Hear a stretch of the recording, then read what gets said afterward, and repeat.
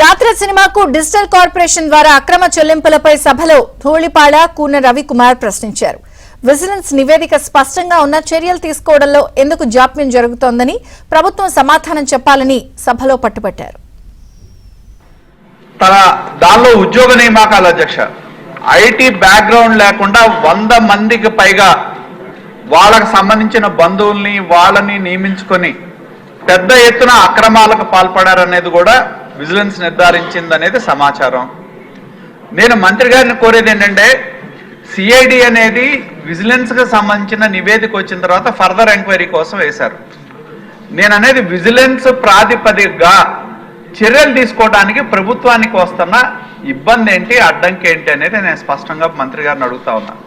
సిఐడిని enquiry చేయనియండి. కొత్త విషయాలు ఏదన్నా బయటకు వస్తే ఒక అకౌంట్ నుంచి ఒక అకౌంట్కి డబ్బులు వెళ్ళినాయా, ఎవరి అకౌంట్లకు వెళ్ళినాయి, ఎక్కడికి వెళ్ళినాయి, ఏ విధంగా వెళ్ళినాయి, దానిలో షెల్ కంపెనీస్ ఏంటి నిర్ధారించనండి. కానీ మీ దగ్గర విజిలెన్స్ ఆధారంగా ఎందుకు ప్రభుత్వం చర్యలు తీసుకోలేదని చెప్పి నేను మంత్రి గారిని స్పష్టంగా అడుగుతా ఉన్నా. దానిలో జిఎస్టీకి సంబంధించిన ఏదైతే ఇందాక నేను చెప్పినట్టు బినామీ ఫారమ్స్ అధ్యక్ష బోగస్ బిల్లులు సృష్టించి 100 కోట్ల డబ్బులు డ్రా చేశారు. వాటికి సంబంధించి జిఎస్టీ ఎగవేస్తే జిఎస్టీ వసూలు చేయడానికి ప్రభుత్వానికి వచ్చిన ఇబ్బంది ఏంటి అధ్యక్ష? మీ దగ్గర ఇప్పటికే ప్రభుత్వ నివేదిక ఉన్నప్పుడు, విజిలెన్స్ దర్యాప్తు నివేదిక ఉన్నప్పుడు సిఐడి అనేది ఫర్దర్ ఎంక్వైరీ అధ్యక్ష. మీ దగ్గర విజిలెన్స్ సంబంధించి ప్రాథమికమైన నివేదిక ఉన్నప్పుడు వాటి మీద చర్యలు తీసుకోకుండా దానికి సంబంధించిన పన్ను ఎగవేత కావచ్చు, అధికారుల మీద చర్యలు కావచ్చు, బోగస్ కంపెనీలు ఏవైతే ఉన్నాయో వాటిని నిర్ధారించే చర్యలు కావచ్చు ప్రారంభించకుండా మేము సిఐడికి ఇచ్చాం కాబట్టి మేము మెదలకుండా కూర్చుంటామని చెప్తే ఎట్లా అధ్యక్ష? కాబట్టి మీ దగ్గర సిఐడి ఎంక్వైరీ ఫర్దర్ గా నిర్ధారిస్తే దాని మీద రేపు రాబోయే దానిలో చర్యలు తీసుకోండి. కానీ ఇప్పుడు మీ దగ్గర విజిలెన్స్ నివేదిక స్పష్టమైన ఆధారాలతో ఉంటే ప్రభుత్వం ఎందుకు చర్యలు ప్రారంభించలేదో తెలియజేయవలసిందిగా నేను మంత్రి గారిని కోరుతా ఉన్నా. డిజిటల్ కార్పొరేషన్ ని ఆ రోజు చంద్రబాబు నాయుడు గారు ఎంతో సదుద్దేశంతో ఏర్పాటు చేసినటువంటి ఆ కార్పొరేషన్ కూడా జగన్మోహన్ రెడ్డి గారు అరాచకాలకి అవినీతికి దానిని కూడా అడ్డగా మార్చారు అధ్యక్ష. ఆయన ప్రభుత్వంలో చేసినటువంటి ఒకసారి మనం చూస్తే అధ్యక్ష, ఇది జస్ట్ ఎగ్జాంపుల్ అధ్యక్ష.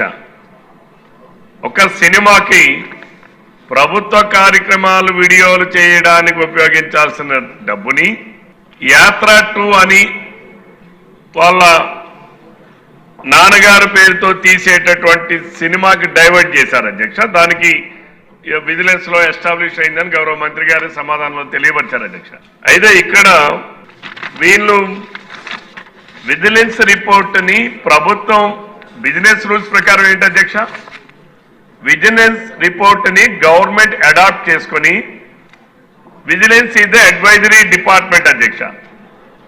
దాన్ని ప్రభుత్వం according to the business rules adopt చేసుకుని దానిపైన చర్యలు తీసుకోవాల్సినటువంటి అవసరం, రికవరీ చేయాల్సినటువంటి అవసరం సంబంధిత వ్యక్తి అధికారులు ఎవరైతే ప్రభుత్వ నిధుల్ని దుర్వినియోగం చేశారో, ప్రజాధనాన్ని దుర్వినియోగం చేశారో ఆల్రెడీ యాక్సెస్ చేయాలి అధ్యక్ష.